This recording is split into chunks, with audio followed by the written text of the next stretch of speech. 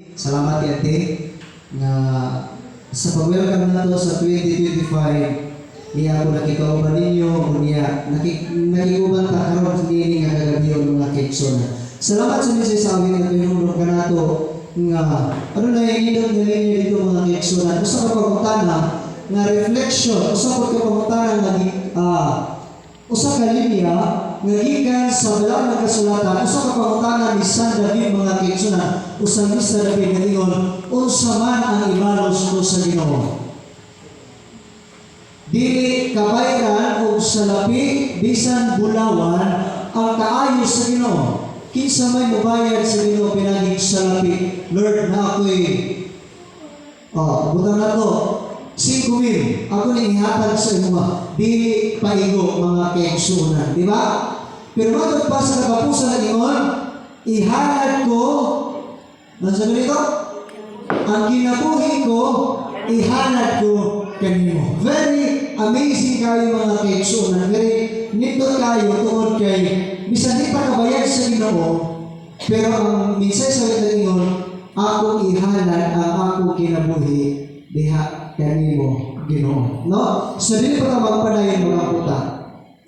Ginoong Diyos ngayon nga kagabion among sugaton ang 2025 uban ang grasya panalangin gikan kanimo. Nini nga kagabion sabtan kami mamalandong sa imong pulo among gihangyo ang gahom sa Banal nga Espiritu maamong babalon kini nga mensahe sa tibuok 2025. Dalaygon nga Ginoo subay katapusan sa ngalan ni Ginoong Hesus. Amen. Nindot kay palandungon mga kaigsunan, ilabi na panahon sa Disyembre mag-uban ang tibok pamilya. Tinod din. Tinod na. Pagabot ako sa ibisi mga kaigsunan 2016, gusto ko muli kada December, pero murag pungan kas circumstantial. Una, di kakauli kay way kwarta. Okay na yung problema. Pagkabot ako sa ibisi, pila na katuig, way okay na tayo uli-uli. Ikaduha, sa ako personally, maganaan na lang ako pumupuyong diri, kaya magbiyahe na ako kabuhiwan ng ko. O, di ba? So, murag, hindi ko pa uli yung yun, no? Hindi ka tatang rin, pero hindi ka nga ka uli. Sunod, gusto kang uli, kabuhiwan ka, asay nga kabuhiwan ka, inibalik mo, magproblema man lang itong ginigan, ang mga kwarta mo na magpaspino na lang yun, nga maglatagaw, inisbogin nun. Kini yung mga action, latagaw, sa 2016 na December, abot asa ko ako nagkita, basta kay talag sa rin ito na kauli, karon mapupuga uli. Na ako inaharap kayo dyan sir. Karon mga panahon mga kaigsunan, karon inigaw man, karon mga kaigsunan, biyahe na pumipayo sa lataban, dito ko mag-New Year. See? Muna nga, kamo mga isante, kamo mga ginikanan, pamilya na nagkatapot karon, kada December, mga na isa na pasalamatan ninyo kay mga naging pangandoy sa uban ng mga tao na magkahiusap, mga kaigsunan, tibo pamilya. Amen? Amen. Kaya karon pag-ibig ng mga panahon, mauni ang pagpahinugdong nga kitang tanan nakagawa o gift gikan sa Ginoo. Sa tuig 2024, nakakita lahi-lahi ng mga problema. Nakahilak man ka, itulong ka na yung luha. Ako siguro yung sipon po, no? Then, usang hilaway lang po, kaya matulog mo po kayo, hindi maghilak ka. Kaya mo so happy na lang po na laway, happy na lang na ito. Kaya tulog. Tungkol sa problema, pagsulay na niabot sa itong kinabuhi, usay makahilak ka, mutulog kayo ng sipon, kuya matulog kayo ng laway, tungkol sa dagan ng mga problema pagsulay, na mga pumutahan ka, Lord, kaya kahanak ko ni? Ang uban na, tapos na silang kinabuhi, giunauna nila ang tapos silang kinabuhi, mga kaigsunan, nabigti, nagsusay, ang uban, no? Kakak o buhay, alas pusti, naghigo ba? At makita mga kaigsunan nga, ang mga tao, kitang tanan, adunay mga problema, mga suliran. Pero tanaw na ito ni mga kaigsunan. Kung sa isang tiniginaw na sus, may tungkol sa wala pa sila kaya. Di ba? Si Ginoong Jesus, nag-istorya sa siyang mga disipulo sa wala pa sila kaya pero sa langit. Juan 16:33, mo na ni ang iyang mo na ni panahon na si Ginoong Jesus nag-istorya sa iyang mga disipulo. Plain language. Sa panahon nga, bago pa siya ng ministeryo mga kaigsunan, usahay mag-istorya siya ng mga sambingay, parables. Mag-istorya siya ng mga, kanang ikaw mga na-hidden words. Usahay, hindi mga sagot ay mga tinunan. Tungod kay ang iyang inistoryahan, ano na may lahi na kahulugan? Mga sambingay, mga story nga, yung mga pasabot at yung mag-iingon. Pero kini Juan Kapitulo 16, maraming panahon na istorya siya, heart to heart na ito siya mga disipulo. Matupad rin mga kaigsunan. Sa katapusan na versikulo sa Kapitulo 16, Juan 16:33 na tingon. Kini mga butanga nga akong isulti kaninyo, dini kanako, makabaton kamo kalinaw. Balik ko na ko. Ewan Ginoong Jesus, dini kanako, makabaton kamo kalinaw. Ang eksakto mga kaigsunan, kung mag-istot ang kalinaw, unsa di ay ang iyang opposite anak. Kasamo, kagubot, pagsulay, problema, buti pasabot, walay kalinaw. Ingon si Jesus Christ, dili kanako, makabaton kamo kalinaw. Buti pasabot, nga naman dili, dili sa kalibutan, aduna kamoy mga kagulaan. You have many tribulation. Dili siya ingon niya, gitag na, pero giwarningan ta sa Ginoo na dili kay sa kalibutan, lahi-lahi kag maagyan. Mao na ingon niya, bisan pa na may daghang maagyan, pero ingon diri, dili kanako aduna kamoy kalinaw. Amen? Karon mga kaigsunan, Ngano may kanino, kung ta, unsay assurance ginatag sa Ginoo. Karon ako makita mga kaigsunan yung nabila. I have overcome the world. Ngano muduol ta sa Ginoo? Ngano dito sa yanay kalinaw? Taliwala sa mga panghitabo, taliwala sa atong maagian, o puhon atong maagian mga kaigsunan, nakaginatan pa sulay. Kasabo. Karon na paghihapon, di ba na mo? Sa 2025, na yung mga kaigsunan problema. Pero ang sa kapag lang magyatag sa Ginoo, ingon niya, di ka na kung makabatog ka mo kalinaw. Di sa kalibutan at doon na kamoy mga kaguranan, apat sumalik ka mo. Nawa, kay gidaog ko na ang kalibutan.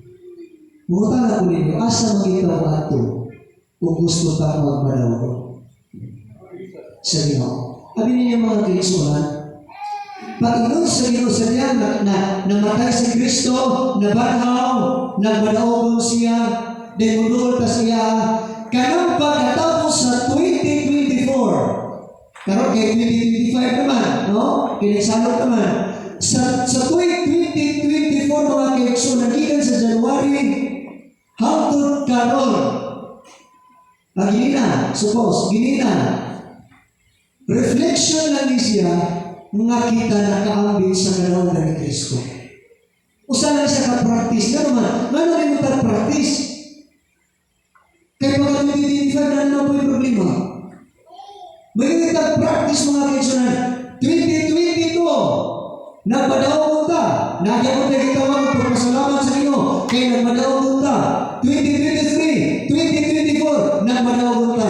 2025, nanapuntay celebration sa New Year, Thanksgiving, tungkol kay sa 2025, magbadaw ko na punta. Sa 2026, magbadaw ko na punta. Ang pumunta na, ngano na magkipagpasalamat ka na tuwing.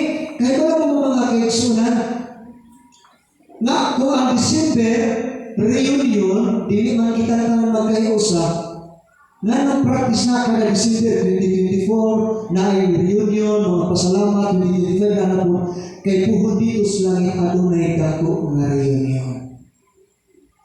Adunay dako nga pasalamat o thanksgiving tungod kay kita tanan nagmadaog na o kita tanan nakaabot na gyud dito sa langit kay ikuha ta ni Kristo dinhi. Mga kaigsunan, karon sa dili pa kumulingkod mga kaigsunan, ano na yung usa ka tawo, di ba? Kita tanan.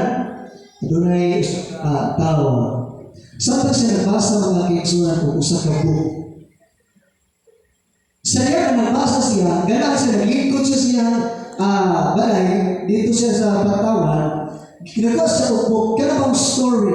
Chapter 1, chapter 2, 3, 4, 5, 6, 7. Sa iya nabasa siya, kanumasa niya ang ibasa, naghirap ang maong tao. Diba, ibahan ko ka, kanab ito magkaroon sa salida, bisa ko tayo apil. Hala, kung luwag yung bida, naghilak-hilak ko ka, o nalipay, o magkalabot na maglabot sa tehranan, diba? Ganito ba ito mga kaigsunan? Tunga-tunga sa iyahang pagbasa, nitulong iyahang luwa. Nga nitulong, tungod kay sa iyahang ibasa, ang bida, ginaong, daog. Ang bida ba? Ang bida. Kanang main character, kanang kanang bida din sa long story. Ginaog-daog, hala, nihira naman ang bida, gipanayas naman ang bida, pinigil ng naghira mga kaigsunan ang nagtanaw. Iyang dugangan, isiraan niya ang book. Pagkataon-taon, nagkahanundon siya mga kaigsunan, what if ang basahon ang last chapter sa maong libro? Ibasa niya ang last chapter mga kaigsunan. Sa dihang niya ibasa, nalipay siya. Kaya naman, kaya sa last chapter sa libro niya ibasa, ang biga na madao. Ingon na yan siya. Kaya malingin siya yung istoryahan ang bida ba sa kining kitong story sa libro, yun niya. Ayaw surrender. Kaya abin mo sa last chapter sa kining story, magmadao. Kaya surrender. So karon mga kaigsunan, posible karon gidadaw pa kayo para kabot sa imong last chapter. Pero ngayon ko ninyo karon, ayaw surrender. Nga naman, ang kadaugan naghula sa unahan mga kaigsunan. Ano na sa katawag din sa balang kasulatan, nakadawad siya problema, usa sa kahari, nagingan na o si Josaphat. Kini si Josaphat mga kaigsunan, usa sa kahari dito sa Juda, samtang nakanuod siya baliktayan ang mga sundalo. Aduna tayo kalaban, aduna yung ilog sa imong gingagan, aduna yung ilog sa imong gingagan, pamakyan tanan. Problema mga kaigsunan, sa diya na nakanuod si King Josaphat ani, wa siya yung ibuhat ni luhur o nag-ampo sa Ginoo. Sa diya na nag-ampo sa mga kaigsunan, usa ka ampo niya mga kaigsunan, usa ka unod sa iyang pag-ampo. 2 Kronikas, Kapitulo 20, versikulo 7, nag-ingon, dili ba ikaw ang Ginoo? Kinsa na nagpapa o nagpanaya sa mga katawan, dili sa wala pa mi nakapuyo? Sabi ko niya mga kaigsunan, iyang girecord ang past victory. Ingon niya, Ginoo, ano na mga tao nakapalimot ka na mo, pamakyo mi, ilong mo ng ingarian, na imo gihatag ka na mo, hinumban Lord, di ba ikaw ang Ginoo? Nasa wala pa mi nakapuyog din Davida, imo mi gitabangan, aron ka itong mga tawanan, ulayas, muhawa, pamatay, at pagkapuyo. So karon Lord, please help us. Kung siya gusto na kayo pasabot mga kaigsunan. Sa tuwing 2025, bisan siguro sa tuwing January, bulan sa January, magsugod na na natin problema. Hinudumi kung yun sa kapagpanalangin sa 2024. Kung naamagani kayo problema, naamagani kayo problema, naamagani kayo problema na maagyan sa 2025, ay nunalo kanus January magana o Nobyembre, kanus ba na siya mabulan, basta kung naamagani problema na maabot sa iyong kinabi, do not question that Lord, asa lang ka.